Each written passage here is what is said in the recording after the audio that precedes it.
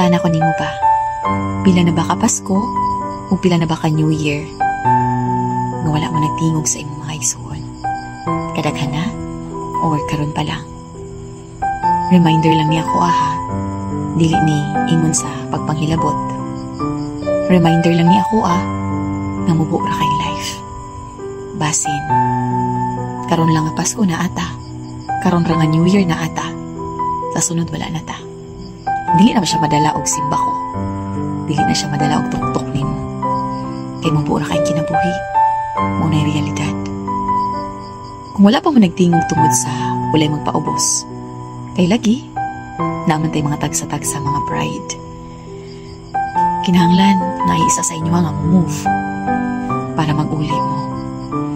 Kay nga naman, bisag unsaon pag-away sa managsuon, muhatag yun nagpamaagi ang Ginoo nga mag-uli mo.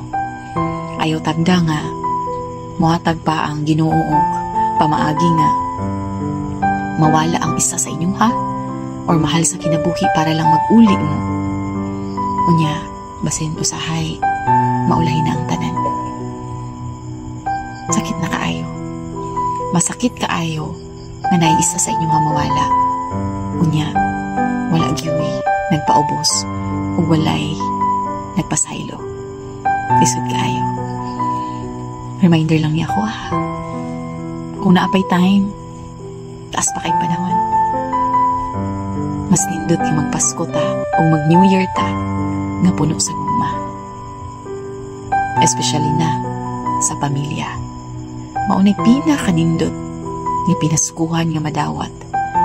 Maayong panglawas ang pagsinabtanay sa matag usa ka pamilya. Reminder lang na ako kung unsa man yung giawayan kalimti na. Pasko na. New Year na. Pag-uli na mo. Happy lang tagod. Mabura kayong life. Mayong gabi